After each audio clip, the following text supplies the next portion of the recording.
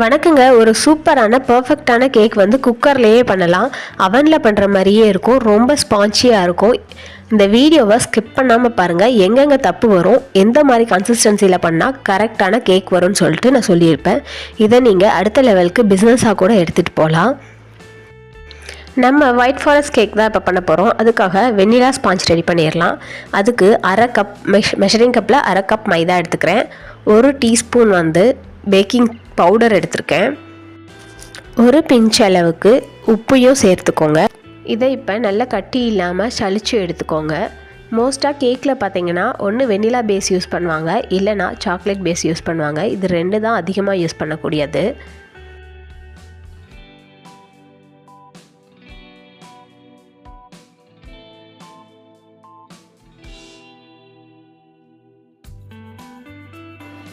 அதுக்கப்புறமா ஒரு hand whisk வச்சு அப்படியே கலந்து விட்டுருங்க.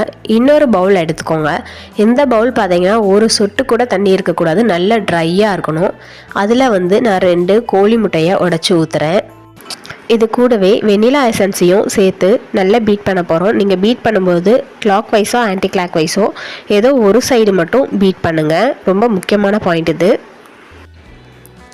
இப்போ இது கூட ஒரு மூடி வெண்ணிலா எசன்ஸ் சேர்த்துக்கலாம். இப்போது இது எல்லாத்தையும் பீட்டரை வச்சு பீட் பண்ண போகிறோம். பீட்டர் வந்து உங்களுக்கு அஃபோர்டபுள் ப்ரைஸ்லேயே கிடைக்கும்.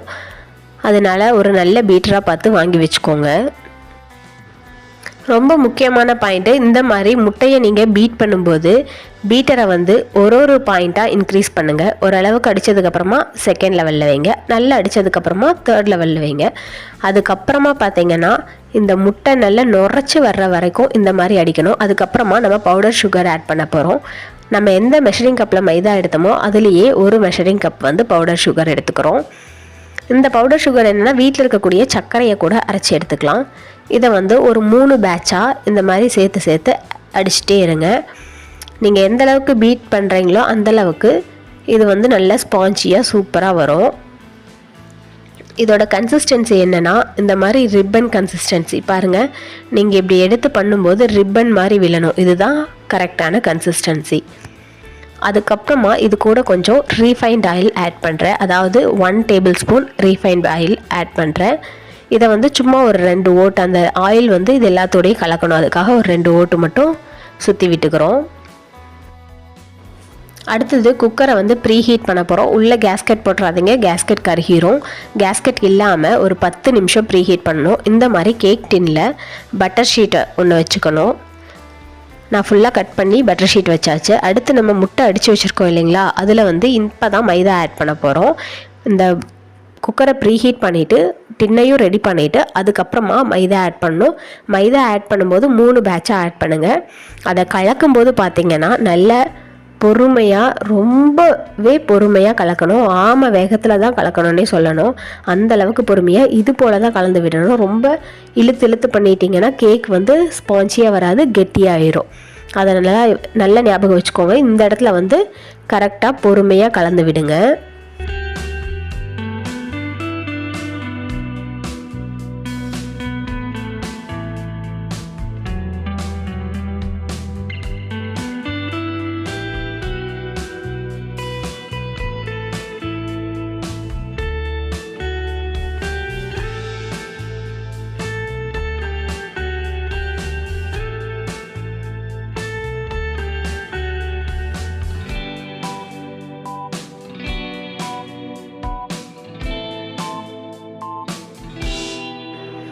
அப்புறமா இது கூட ஒரு 30 ml பாலையும் சேர்த்துக்கோங்க. சேர்த்து எல்லாத்தையும் நல்லா கலந்து விட்டுக்கலாம். எப்போவுமே இந்த பேட்டரை கலக்கும்போது ரொம்ப பொறுமையாக கலந்து விடுங்க. வீடியோவில் காட்டியிருக்கிற மாதிரி கரெக்டாக கலந்து விடுங்க.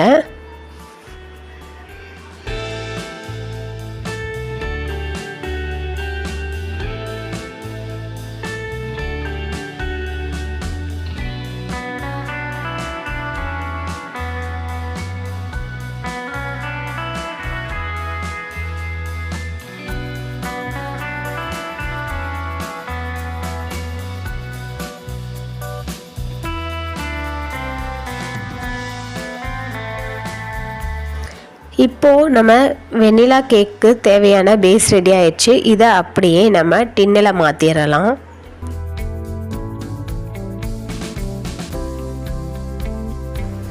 இப்போ இந்த டின்னை இது போல் டப்னு தட்டி விடுங்க. ஏன்னா உள்ளே இருக்கக்கூடிய அந்த பபிள் எல்லாமே உடஞ்சி கேக் வந்து ஈவனாக வெந்து சூப்பராக வரும். அதுக்காக தான். இப்போ அப்படியே எடுத்து நம்ம குக்கரில் வச்சிடலாம். குக்கரை 10 நிமிஷம் ப்ரீ ஹீட் பண்ணிக்கங்க. அதுக்கப்புறமா வச்சுட்டு மீடியம் ஃப்ளேமில் வச்சு ஒரு 20 to 25 நிமிஷம் வச்சிங்கன்னா நமக்கு சூப்பரான கேக் ரெடி ஆயிரும். பாருங்கள் எவ்வளோ ஸ்பான்ச்சியாக சாஃப்டாக சூப்பரான கேக் கிடச்சிருக்குன்னு. இதை அப்படியே டின்லேயே வச்சு நல்லா சூடு ஆறுற வரைக்கும் விட்டுறணும். சூடு ஆறுனதுக்கப்புறமா வெளியில் எடுத்துகிட்டு இது போல் மேலே இருக்கிறத கட் பண்ணிவிட்டு 3 பார்ட்டாக கட் பண்ணிக்கலாம். நான் இப்போ சொன்ன அளவில் நீங்கள் கேக் செஞ்சீங்கன்னா கண்டிப்பாக 1/2 கிலோ வருங்க. இந்த அளவு போட்டு செஞ்சாவே போதும். 1/2 கிலோ கேக் நமக்கு ரெடி ஆயிரும். எப்படியும் 1/2 கிலோ கேக் வந்து 400 ரூபா 450 ரூபாய்க்கு செல் பண்ணுறாங்க. இதை நம்ம வீட்லேயே எவ்வளோ ஈஸியாக பண்ணிட்டோம் பாருங்கள். இப்போ நம்ம ஃப்ராஸ்டிங் பண்ண போகிறோம். அதுக்காக அடியில் வந்து ஒரு தட்டு வச்சு அதில் நிறைய ஐஸ் கட்டி போட்டு வச்சுருக்கேன். மேலே வந்து ஒரு பவுலில் வச்சு அதில் விப்பிங் க்ரீமு 2 டேபிள் ஸ்பூன் அளவுக்கு பவுடர் சுகர் அப்புறம் ஒரு 1/2 மூடி வெண்ணிலா எசன்ஸையும் போட்டு நல்லா பீட் பண்ணிக்கிட்டே இருக்கணும்.